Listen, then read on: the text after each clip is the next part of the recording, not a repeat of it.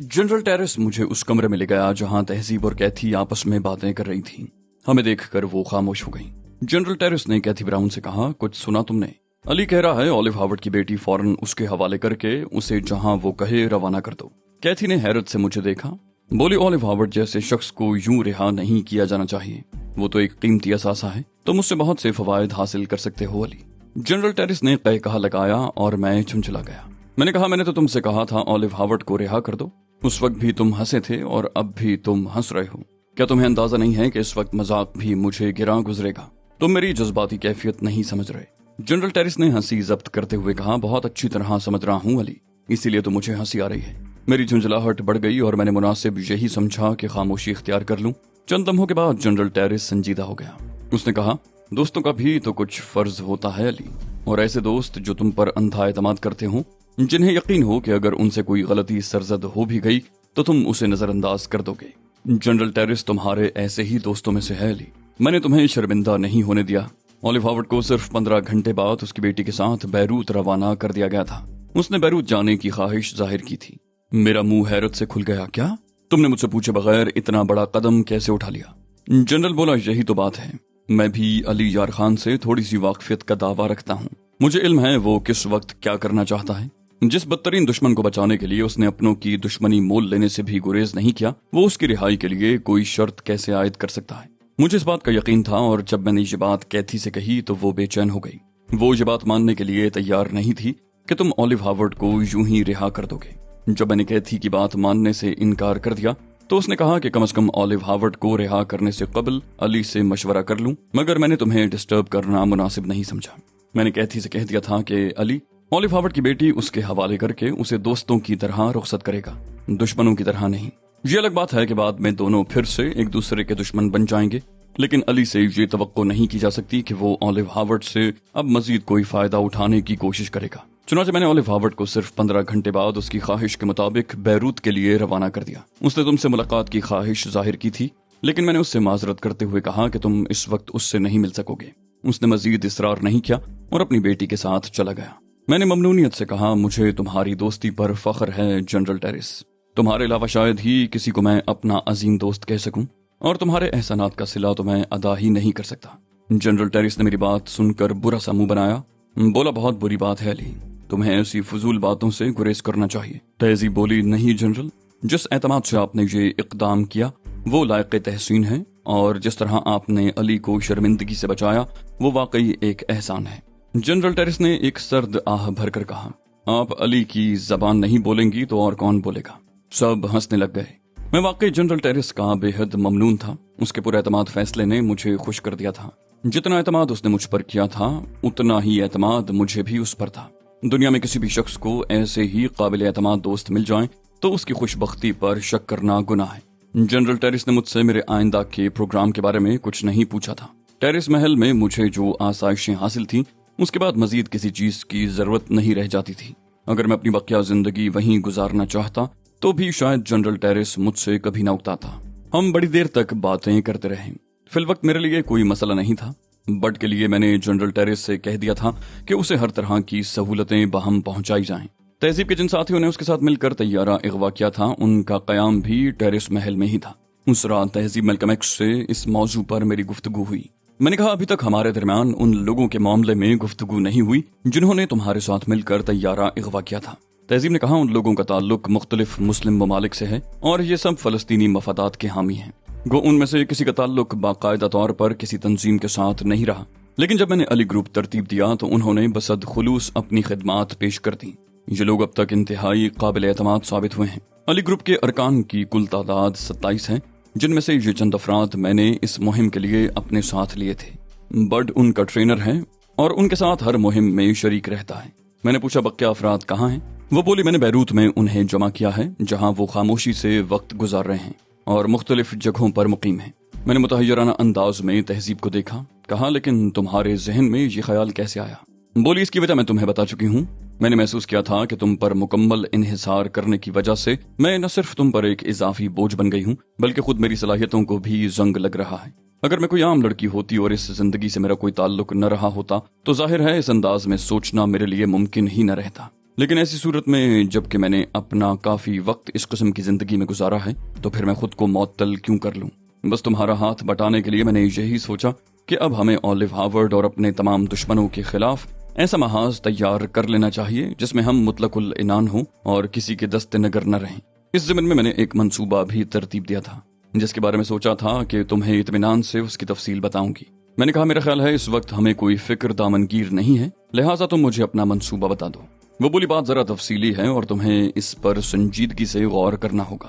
میں نے بڑی سوچ بچار کے بعد چند فیصلے کیے ہیں جنہیں میں تمہارے گوش گزار کرنا چاہتی ہوں۔ تمہیں مجھ سے وعدہ کرنا ہوگا علی کہ تم میری زندگی کے اس شعبے کو نظر انداز نہیں کرو گے۔ میں تمہارے شانہ بشانہ کام کرنا چاہتی ہوں۔ میں نے کہا بے فکر رہو تہذیب، میں کسی بھی معاملے میں تمہیں تمہاری خواہش کے خلاف مجبور نہیں کروں گا۔ وہ بولی تمہاری پوری زندگی میرے سامنے ہے لی، تم نے جو کارنامے سر انجام دیے ہیں میں ان پر نازا ہوں، لیکن برا نہ ماننا میں نے ہمیشہ یہ محسوس کیا ہے جیسے متعلقہ لوگوں نے خلوص سے تمہاری اہمیت کو تسلیم نہیں کیا۔ تمہیں وہ مقام نہیں ملا جو ملنا چاہیے تھا۔ تمہاری شخصیت تو عربوں کے لیے غیر متنازع ہونا چاہیے تھی، لیکن دوسری طرف میں ان لوگوں سے بھی مل چکی ہوں جو تمہیں بے حد چاہتے ہیں۔ میں نے مسکرا کر کہا اس طرح تو ترازو کے دونوں پلڑے برابر ہو گئے۔ وہ بولی سنجیدگی سے غور کرو علی، ماضی میں ہم نے جو کچھ بھی کیا اس میں فلسطینی مقاصد اور مفادات ہمارے پیش نظر رہے، لیکن بدقسمتی یہ ہے کہ ہماری زیادہ تر کاوشیں سیاسی جوڑ توڑ اور اسرائیلی سازشوں کے خلاف سرگرم عمل رہنے تک محدود رہیں۔ ان لاتعداد فلسطینی باشندوں کے لیے ہم کبھی کوئی ٹھوس قدم نہیں اٹھا سکے جو بیروت کے کیمپوں میں قسم پرسی کی زندگی گزار رہے ہیں۔ وہ بھی تو ہماری توجہ کے مستحق ہیں، بلکہ سب سے زیادہ مستحق تو وہی لوگ ہیں۔ اسرائیلی وحشی اپنی ہر شکست کا بدلہ انہی مظلوموں سے لیتے ہیں اور ہر انتقام کا نشانہ وہی لوگ بنتے ہیں۔ ان کے لیے کچھ اور نہ سہی، اگر ان کی صرف مالی مدد ہی کی جاتی رہے تو ان کے آنسو کچھ خشک ہو سکتے ہیں۔ اس وقت تو وہ دوہرے عذاب کا شکار ہیں۔ میں نے فیصلہ کیا ہے علی گروپ کسی کے اشتراک سے کام نہیں کرے گا۔ ہم لوگ بالکل علیحدہ رہ کر آزادانہ طور پر کام کریں گے۔ ہر کام چونکہ ہم اپنی ذمہ داری پر کریں گے، لہٰذا اپنی کامیابی یا ناکامی کے لیے کسی کو جواب دہ بھی نہیں ہوں گے۔ ہم یہودیوں کے خلاف کام کریں گے، لیکن مالی مفادات کو اولیت حاصل رہے گی۔ اپنی مہمات کے ذریعے جو دولت ہم یہودیوں سے حاصل کریں گے اس کا بڑا حصہ بیروت کے کیمپوں میں موجود فلسطینیوں کی امداد میں صرف ہوگا۔ تہذیب خاموش ہو گئی۔ میں خاموشی سے اسے دیکھتا رہا۔ جب خاموشی کے یہ لمحات طویل ہوئے تو میں نے اسے ٹوکا، کہا بولتی رہو تہذیب، خاموش کیوں ہو گئی؟ وہ بولی کیا میرا کیا ہوا فیصلہ غلط ہے؟ میں نے کہا ہرگز نہیں۔ بولی گویا تم مجھ سے متفق ہو۔ میں نے کہا 100%، بلکہ میں سوچ رہا ہوں کہ میں نے خود کیوں اس انداز میں نہیں سوچا۔ تہذیب نے مسکرا کر کہا اب سوچ رہے ہو یہی بہت کافی ہے، دیر آئد درست آئد۔ اس کی آنکھیں خوشی سے چمک رہی تھیں۔ میں نے کہا ٹھیک ہے تہذیب، اب ہم اس پروگرام پر عمل کرنے کے لیے ایک فنڈ قائم کریں گے۔ کیمپوں میں زندگی بسر کرنے والوں کی ضروریات کا جائزہ لیں گے اور زندگی گزارنے کے لیے انہیں ضروری وسائل کے علاوہ اسلحہ بھی فراہم کریں گے تاکہ وہ خود اپنی حفاظت کر سکیں اور کسی بھی جارحیت کا منہ توڑ جواب دے سکیں۔ تہذیب نے پرجوش لہجے میں کہا بالکل یہی منصوبہ میرا بھی ہے۔ اس وقت ہمارے پاس 27 تربیت یافتہ نوجوان موجود ہیں جن میں سے چند کو تم دیکھ چکے ہو۔ ہم ان کی تعداد بڑھائیں گے، انہیں بہترین تربیت دیں گے۔ میں نے اس سلسلے میں بڑی عرقریزی سے کام کیا ہے اور میرے پاس ایک بہترین پروگرام بھی موجود ہے جس سے ہم اپنے کام کا آغاز کر سکیں گے۔ میں نے تعریفی انداز میں کہا بہت خوب، تمہارے پاس کوئی پروگرام بھی موجود ہے؟ تہذیب نے کہا ہاں علی۔ میں نے پوچھا وہ کیا؟ بولی 2 دولت مند یہودی جن میں سے ایک امریکی ہے اور دوسرا فرانسیسی، دونوں ایک دوسرے کا کاروبار تباہ کر دینا چاہتے ہیں اور اس کام کے لیے کسی بھی حد تک دولت خرچ کرنے کو تیار ہیں۔ میں نے حیران ہو کر کہا میرے خدا، تمہیں یہ ساری باتیں کیسے معلوم ہوئی؟ تہذیب نے فخری انداز میں مسکرا کر کہا اس طرح کہ ان میں سے ایک میرا کلائنٹ بن چکا ہے۔ میں نے جوابی مسکراہٹ کے ساتھ کہا بہت اچھی خبر ہے، مگر مزید وضاحت کی طلبگار ہے۔ تہذیب نے ایک طویل سانس لے کر کہنا شروع کیا اوشیل میکائل ایک فرانسیسی دولت مند ہے جس کی موٹر سازی کے کارخانے فرانس کے علاوہ پولینڈ اور بیلجیم میں بھی کام کر رہے ہیں۔ وہ ارب پتی نہیں بلکہ کھرب پتی ہے، لیکن یہودی ہونے کی وجہ سے انتہائی لالچی فطرت کا مالک ہے اور اپنے کاروبار پر توجہ دینے کی بجائے اب اسلحہ سازی کے میدان میں بھی قدم رکھنا چاہتا ہے جو اس دور کا سب سے منافع بخش کاروبار ہے۔ اوشیل میکائل اسلحہ سازی پر سرمایہ کاری کی حد میں اب تک اربوں ڈالر لگا چکا ہے، مگر اس میدان میں اس کے قدم جمنے نہیں پا رہے۔ اس کی ناکامی کی سب سے بڑی وجہ ہاروت رابیل ہے۔ میں نے پوچھا یہ ہاروت رابیل صاحب کون ذات شریف ہیں؟ وہ بولی ایک امریکی نژاد یہودی جو اس وقت اسلحہ سازی کے میدان کا بے تاج بادشاہ ہے۔ नाजायज असलहे की दुनिया पर हारूत राबेल की इजारादारी है, उसे अमरीकी यहूदियों की पुष्टपनाही हासिल है और असलहे की बड़ी बड़ी मंडियों पर उसका कब्जा है। गैर सरकारी सतह पर ना तो उसका कोई हरीफ है और ना ही कोई उसके मुकाबले आ सकता है, क्योंकि उसकी फैक्ट्रियों में तैयार होने वाले असलहे पर अमरीका की छाप होती है और इस वक्त दुनिया भर में अमरीकी असलहा बेहद मकबूल है। दूसरा नंबर रूस का है। फ्रांसीसी असलहा भी बेहतरीन होता है मगर उसकी मांग इतनी नहीं है। ओशील चाहता है कि उसे हुकूमत अमरीका की पुष्टपनाही हासिल हो जाए। जाहिर है ये काम आसान नहीं है, इसलिए कि यहूदी लॉबी के दबाव के तहत अमरीका में हारूत को जो आसानियां हासिल हैं वो किसी और को नहीं मिल सकती। चुनाचे असलहा साजी के मैदान में ओशील उस वक्त तक कामयाब नहीं हो सकता जब तक कि अमरीकी हुकूमत पर से हारूत राबील के असरात खत्म नहीं हो जाते, जिसका बज़ाहिर कोई इम्कान नहीं। मैंने कहा दोनों के दरमियान खासी दिलचस्प चपकलिश है, लेकिन हम इससे कैसे फायदा उठा सकेंगे? तहजीब बोली, सुनते रहो, बात खासी तवील है। मोटरसाजी की सनत जापान के कब्जे में चली गई है। चुनाचे ओशील का कारोबार मुस्तकिल तौर पर खसारे में चल रहा है। अब उसकी निगाह असलहा साजी की सनत पर लगी हुई है। एक बार उसने मार्केट में असलहा सप्लाई किया भी था, मगर फ्रांसीसी असलहे की तरसील न होने के बराबर रही और उसे कोई कामयाबी हासिल न हो सकी। जबकि हारूत राबेल अमरीकी हुकूमत के ताउन से अपना असलहा ऐसे मुल्कों को फराहम कर रहा है जो जंग पसंद है। हाल ही में ऐसे कई वाकयात मंजर आम पर आ चुके हैं। अमरीकी हुकूमत बहुत से ममालिक को असलहा बराह रास्त फराहम नहीं करती, लेकिन यहूदी नस्ल राबेल अपना असलहा स्मगल आउट भी करता है और सरकारी सतह पर भी फरोख्त करता है। ओशील हर कीमत पर इस मुनाफा बख्श कारोबार को अपनी गिरफ्त में लेना चाहता है और इसके लिए वो बड़ी खतीर रकम खर्च करने को तैयार है। ओशील मिकाइल से मेरी मुलाकात हो चुकी है और इस काम के लिए उसके और मेरे दरमियान एक मुआहिदा भी तय पा चुका है।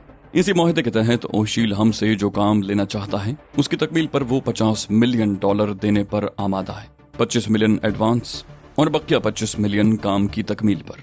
मैंने हैरत से कहा, इतनी माकूल रकम के इवज वो क्या काम लेना चाहता है? तहजीब बोली, हारूत राबेल की एक ऐसी कमजोरी ओशील के इल्म में आ गई है कि उसे राबेल के खिलाफ अपनी कामयाबी का यकीन हो गया है। ओशील के पास मुकम्मल मंसूबा मौजूद है जिस पर अमल हमें करना होगा। मैं तुम्हें उसकी तफसील बताती हूँ। हथियार साजी के लिए हारूत राबेल ने जदीद तरीन असलहे के माहिरीन की खिदमात हासिल की हैं। उन्हीं माहिरीन में से एक जर्मन साइंसदान उसके कब्जे में था जिसका नाम डी फॉस्टर है। डी फॉस्टर खानदानी असलहा साज है। उसका दादा हिटलर का मुशीर खास था और असलहा साजी के सिलसिले में हिटलर का मददगार भी था। कहने का मतलब यह है कि असलहा साजी फॉस्टर का आबाई खानदानी पेशा है। वो इस फील्ड में खास महारत का हामिल है। पिछले दिनों इसराइल ने अमरीकी हुकूमत से छोटे जौहरी हथियार तलब किए थे जिसकी उसने सख्त जरूरत जाहिर की थी, लेकिन अमरीकी हुकूमत ऐसे जौहरी और कीमियावी हथियार किसी भी मुल्क को सप्लाई नहीं करती। चुनाचे अमरीका ने इसराइल से इस सिलसिले में माजरत कर ली और नतीजे में अमरीकी हुकूमत को मकामी यहूदियों के गम गुस्से का शिकार होना पड़ा, लेकिन हुकूमत अपने मौक़िफ़ पर सख्ती से डटी रही। बात आई गई हो गई। हारूत राबेल तमाम बातों से वाकिफ था।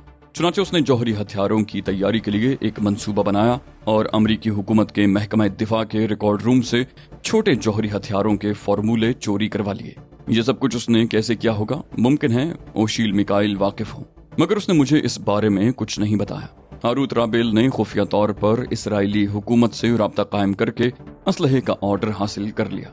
इस सिलसिले में जो मुआहिदा हुआ वो ओशील मिकाइल के इल्म में आ गया, क्योंकि उसके भी इसराइल में खासे ताल्लुकात हैं। ओशील मिकाइल ने तफ्तीश कराई तो पता चला कि जर्मन डी फॉस्टर ऐसे कीमियावी हथियारों की तैयारी में कमाल रखता है और राबेल ने उससे काम लेने की गरज से अमरीकी हुकूमत के जौहरी राज चोरी करवाए थे। ये फॉर्मूले चोरी करवाने के बाद उसने डी फॉस्टर के हवाले कर दिए ताकि डी फॉस्टर अपने काम का आगाज कर सके, लेकिन जर्मन साइंसदान इन फॉर्मूलों को लेकर फरार हो गया। इस वक्त वो मशरिकी जर्मनी में है और वहां रहकर जौहरी हथियारों के इन फॉर्मूलों की सौदेबाजी कर रहा है। गालिबन तुम्हें अंदाजा हो गया होगा कि इन फॉर्मूलों में सबसे ज्यादा दिलचस्पी कौन सा मुल्क ले सकता है। बावजूद इसके कि रूस के पास हर किस्म की टेक्नोलॉजी मौजूद है, हुकूमत अमरीका के छोटे छोटे राजों से भी उसे हमेशा दिलचस्पी रहती है। चुनाचे डी फॉस्टर के प्रोग्राम में रूस से सौदेबाजी भी शामिल है और वो मशरिकी जर्मनी में बैठकर सौदेबाजी कर रहा है। हारूत राबेल को भी इस सिलसिले में मालूमात हासिल हो गई हैं, लेकिन वो डी फॉस्टर के हुसूल में अभी तक नाकाम है। मैंने कहा, ओशील मिकाइल हमारे जरिए डी फॉस्टर को शायद अगवा कराना चाहता होगा ताकि खुद जौहरी हथियार तैयार करा के इसराइल को सप्लाई कर सके, या फिर वो खुद उन फॉर्मूलों की मुख्तलिफ ममालिक से सौदेबाजी करना चाहता है। तहजीब ने कहा, दोनों में से कोई बात भी नहीं है। ओशील मिकाइल का हरगिज ये मकसद नहीं है कि चोरी किए हुए फॉर्मूले वो किसी और मुल्क के हाथ फरोख्त कर दे। वो तो डिफॉस्टर को चोरी किए हुए फॉर्मूलों समेत हुकूमत अमरीका के हवाले करना चाहता है। इस तरह राबेल मंजर-ए-आम पर आ जाएगा और हुकूमत अमरीका का मुजरिम करार पाएगा, जिसका फायदा जाहिर है ओशील मिकाइल को ही पहुंचेगा। राबेल के कारोबार पर तो पाबंदी आयद हो जाएगी। राबेल के बाद उसे हासिल शुदा मुराद ओशील मिकाइल के हिस्से में आ जाएंगी। उसके अमरीका में इतने असरात तो बहरहाल हैं कि राबेल के बाद मिकाइल को ही सारे फवायद हासिल होंगे। मेरा ख्याल है अब सारी सूरत हाल तुम्हारी समझ में आ गई होगी। मैं मुतहज्जराना अंदाज में तहजीब मैल्कम एक्स को देख रहा था। ग्रीन पोल की इस सरबराह से मेरी पहली मुलाकात बड़े अजीब हालात में हुई थी और उसके बाद गोइटे हिल के मामलात में उसने मेरी मदद की थी। ये बात मेरे जहन में थी कि वो एक ऐसी तंजीम की रुकन रही है जो दुनिया में बड़े बड़े काम कर चुकी है, लेकिन मुझे ये अंदाजा नहीं था कि वो इतनी ज्यादा जहनी सलाहियतों की मालिक होगी। मैं तहजीब के पेश करदा प्रोग्राम पर गौर कर रहा था और वर्ताए हैरत में गौताजन था। जिस अंदाज से उसने काम की इब्तिदा की थी उससे ये अंदाजा करना चंदा मुश्किल नहीं था कि जिस तरह उसने तैयारा अगवा करके मेरी तलाश के मैदान में एक कारनामा सर अंजाम दिया था, उस तरह इस मैदान में भी कारनामे जरूर दिखाएगी। मैंने हैरत के झटके से संभलते हुए संजीदगी से कहा, ये सारे काम निहायत खतरनाक हैं तहजीब। जो मालूमात तुमने फराहम की हैं वो तो बेशुमार मुल्कों के लिए दिलचस्पी का बायस हो सकती हैं। ये मालूमात मंजर-ए-आम पर आ जाएं तो बैनुल-अक़वामी तौर पर शदीद किस्म की रस्साकशी शुरू हो जाएगी। अक्सर ममालिक के एजेंट फार्मूले के हुसूल के लिए मैदान अमल में कूद पड़ेंगे, लेकिन तुम ओशील मिकाइल तक कैसे जा पहुंची? तहजीब ने कहा, उससे मेरा टकराव इत्तेफाकन ही हुआ था। वो मुझे ग्रीन पोल के नुमाइंदे की हैसियत से जानता था। बहुत पहले की बात है, जब मैं ग्रीन पोल में थी तो एक मामले में ओशील ने ग्रीन पोल की खिदमात हासिल की थी। वो मामला मेरे सुपुर्द किया गया था जिसमें मैंने कामयाबी हासिल की थी और मुआवजे के तौर पर ओशील मिकाइल से $2 मिलियन वसूल किए थे। इस बार वो मुझे मिला तो मैंने उसे बता दिया कि अब ग्रीन पोल से मेरा कोई ताल्लुक नहीं रहा और मैंने अपनी तंजीम अलहदा से बना ली है। चूंकि ग्रीन पोल के दूसरे अरकान से उसका वास्ता नहीं पड़ा था, इसलिए अपने तौर पर उसने यही समझा कि मैं ही सब कुछ थी। इसीलिए उसने मुझसे इस सिलसिले में मदद तलब कर ली। मैंने कहा, क्या तुम उससे वादा कर चुकी हो कि तुम उसका काम कर दोगी? वो बोली, वादा तो नहीं किया, अलबत्ता उससे कुछ रोज की मोहलत तलब कर ली थी। जानते हो क्यों? मैंने नफी में सर हिला दिया। बोली, दरअसल फलस्तीन की आजादी के लिए कई तंजीमें काम कर रही हैं। उन सब की कारकर्दगी का तज्जिया करने के बाद मैं इस नतीजे पर पहुंची कि बिलाशुबा हर तंजीम के मकासद नेक हैं। उनमें से कोई भी तखरीबकार नहीं है, बल्कि वो अपने वतन की बका और उसकी आजादी के लिए कोशां हैं। लेकिन खराबी यह है कि उन सब का तर्ज फिक्र अलग अलग है। हम उनसे अलग रहकर एक और तंजीम की हैसियत से उनकी मदद कर सकते हैं। खासतौर पर जैसा कि मैंने तुमसे कहा, मुझे उन बेघर फलस्तीनियों से बहुत ज्यादा दिलचस्पी है जो बैरूत के कैंपों में बड़ी कस्मपुरसी की जिंदगी गुजार रहे हैं। ये शोबा अगर हम अपने हाथ में ले लें तो मेरा ख्याल है हमारा मकसद पूरा हो जाता है। इसके लिए हमें खा कितने ही पापड़ क्यों ना बेलना पड़े, हम काम करते रहेंगे। मैंने कहा, मैं तो पहले ही रजामंदी जाहिर कर चुका हूँ और मेरे ख्याल में अब इस पर मजीद गुफ्तगू की गुंजाइश नहीं है। जहाँ तक ओशील मिकाइल और हारूद राबील के केस का ताल्लुक है, मैं समझता हूँ $50 मिलियन की हमारे लिए बहुत अहमियत है और हम इस सिलसिले में अपनी तमाम तर सलाहियतें सर्फ कर देंगे। शीतला कैंप और दूसरे कैंपों में इस रकम से काफी इमदाद फराहम की जा सकती है। मैं तुम्हारी इस तजवीज से मुत्तफिक हूँ तहजीब के होंठों पर मुस्कुराहट फैल गई। बोली, तो क्यों ना हम अपने काम का आगाज फौरन ही कर दें? मेरा ख्याल है इब्तिदाई कार्रवाइयाँ गोइटे हिल में ही रहकर मुकम्मल की जा सकती हैं। जब सारे मरहले मुकम्मल हो जाएंगे तो हम तयशुदा प्रोग्राम के मुताबिक यहाँ से निकल चलेंगे। मैंने उसे मुकम्मल इत्तेफाक किया और उसके बाद मैंने दानिस्ता तौर पर गुफ्तगू का रुख बदल दिया। मेरे जहन में तहजीब मैल्कम एक्स का मंसूबा गर्दिश कर रहा था और मैं उन दोनों यहूदियों के बारे में सोच रहा था जो यहूदी होने के बावजूद एक दूसरे के कारोबारी हरीफ थे। मेरे जहन में भी बहुत से प्रोग्राम, कई मंसूबे थे, लेकिन फौरी तौर पर मैं तहजीब पर उनका इजहार नहीं करना चाहता था। काम के साथ साथ तफरीह भी जरूरी थी, लिहाजा उसके बाद हम सिर्फ तफरीही गुफ्तगू करते रहे। तहजीब मैल्कम एक्स से मुलाकात का खुमार अभी तक जहन को अपनी गिरफ्त में लिए हुए था, लेकिन हमने जहनी तौर पर यह बात कबूल कर ली थी कि एक साथ रहने के बावजूद एक दूसरे से कोई जज्बाती बंधन उस वक्त तक उस्तवार नहीं करेंगे जब तक कि हमारा मिशन किसी खास नहज पर नहीं पहुंच जाता। ये मुआहिदा करने के बाद हम दोनों ही मुतमईन हो गए।